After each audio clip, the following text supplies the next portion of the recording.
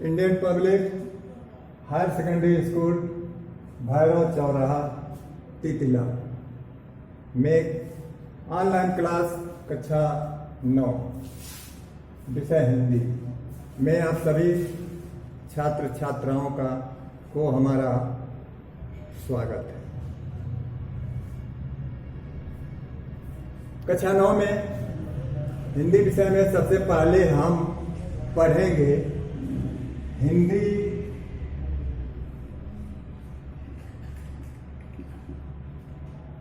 खड़ी बोली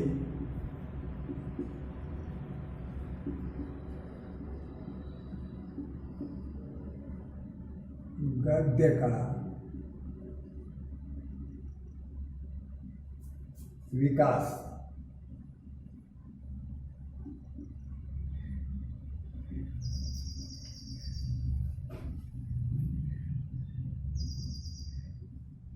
हिंदी खड़ी बोली गद्य का विकास।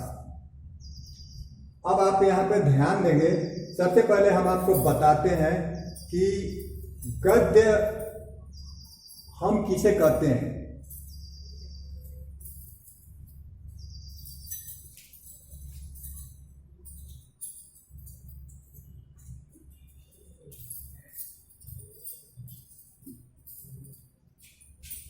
गद्य की परिभाषा।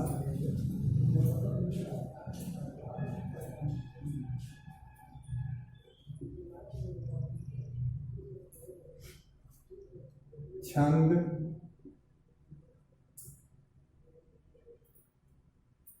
ताल, लय, तुक के बंधन से मुक्त, के बंधन से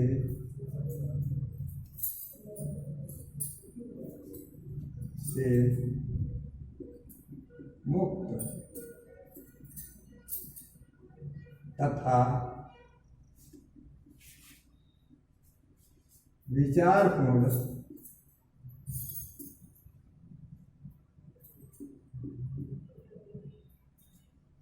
एवं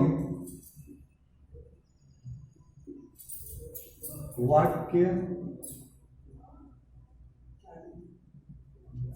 बद्ध रचना को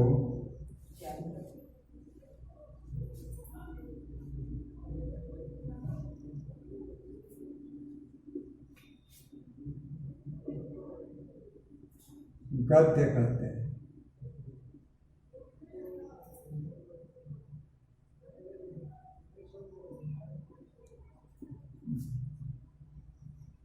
गद्य कहते हैं।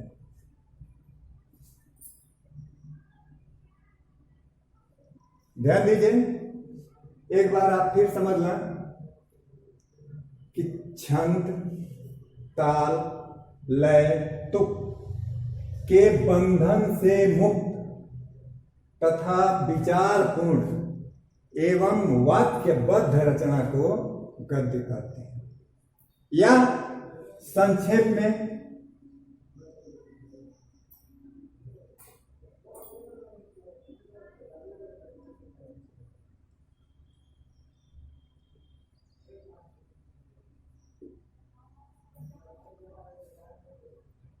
जो रचना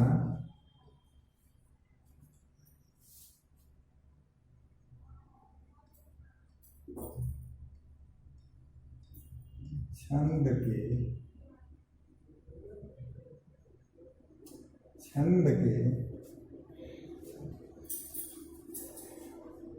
बंधन से मुक्त होती है, उसे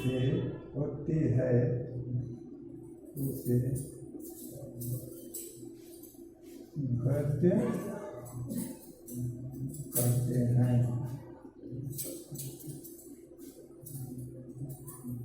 उसे गद्य कहते हैं। एक बार और पुनः ध्यान दीजिए, यहाँ पे आपके सामने हमने बताया गद्य की परिभाषा जिसमें पहले बताया कि छंद ताल लय तुक के बंधन से मुक्त विचारपूर्ण एवं वाक्य बद्ध रचना को गद्य कहते हैं।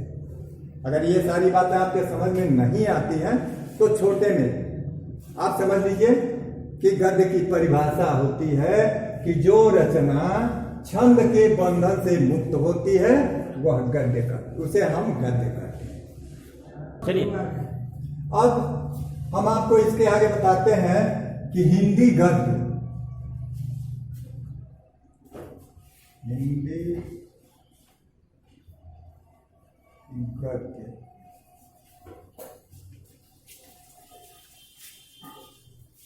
के विषय में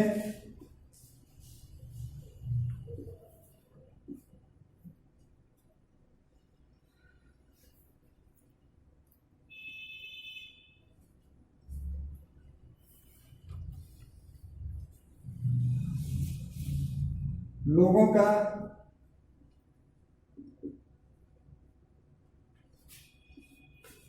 मानना है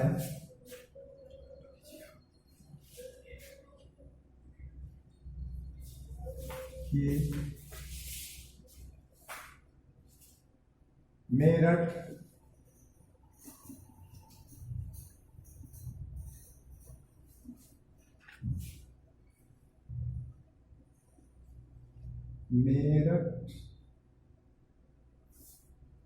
और दिल्ली के आसपास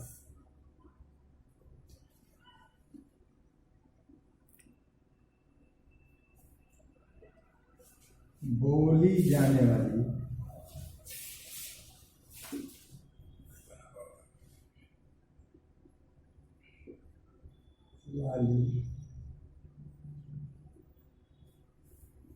भाषा के बोली जाने वाली खड़ी बोली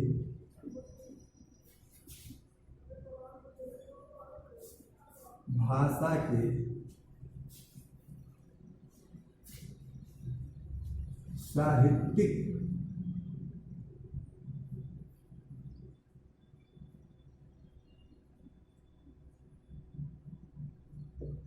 रूप को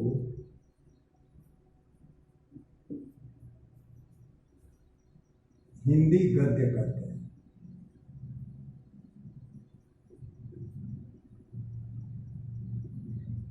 गद्य कहते हैं।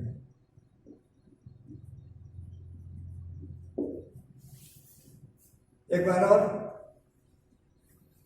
हिंदी गद्य के विषय में लोगों का यह मानना है या विचार है कि मेरठ और दिल्ली के आसपास बोली जाने वाली जो खड़ी भाषा है उस भाषा के साहित्य रूप को हम हिंदी गद्य कहते हैं।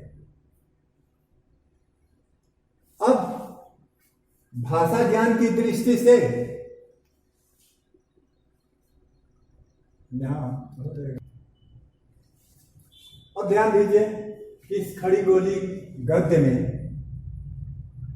हमारे विद्वानों ने 8 बोलियों को सम्मिलित किया, जिसमें ब्रज भाषा, खड़ी बोली, कन्नौजी, हरियाणी, बुंदेलखंडी, बघेली, अवधी, छत्तीसगढ़ी, ये सब इन 8 भाषाओं को सम्मिलित करके हिंदी गद्य खड़ी बोली का निर्माण हुआ। अब हम इसके आगे आपको हिंदी गद्य के विकास काल का विभाजन करके आपको बताते हैं कि इसका विकास कब से माना गया, कब से कब तक कौन काल था।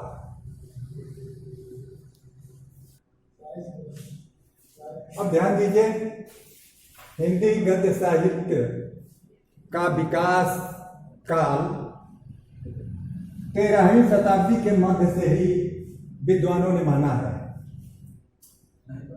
13वीं शताब्दी से लेकर आज तक के समय को विद्वानों ने क्रमशः इस तरह का विभाजन किया है। जैसे आपके सामने मैंने लिखा कि पहला प्राचीन युग, इसी प्राचीन युग को आदि युग भी कहते हैं।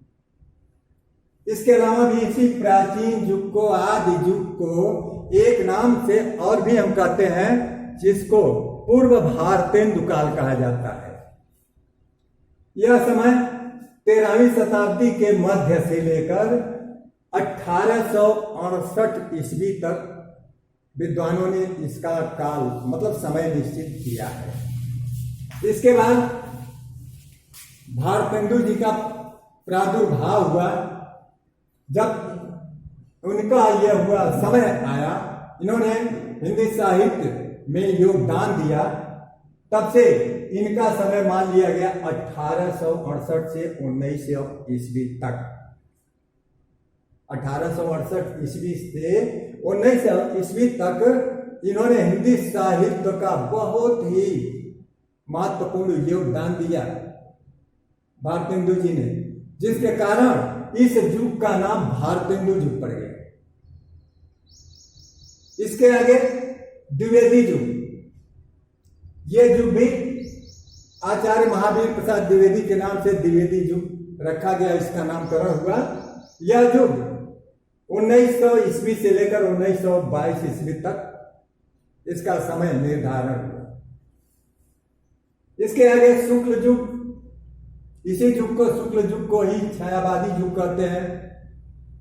इसका समय सीमा 1922 ईस्वी से 1938 तक माना गया। इसके आगे भी हिंदी साहित्य ज्यों-ज्यों विकसित होता गया, त्यों-त्यों उसका एक नाम, अलग से नाम पड़ता गया। जैसे शुक्ल युग के बाद शुक्लोत्तर युग आ गया, तो यह सन 1938 से सन 1947 तक इसका सीमा निश्चित किया गया। इसके आगे सन 1947 के बाद जब हमारा देश स्वतंत्र हो गया, तब से लेकर के आज तक स्वातंत्रोत्तर युग के नाम से हम इस हिंदी साहित्य को जानते हैं। और स्वतंत्रता के बाद से अभी कोई ऐसा परिवर्तन नहीं हुआ कि जिस युग का, स्वतंत्र युग का दूसरा नाम दिया गया।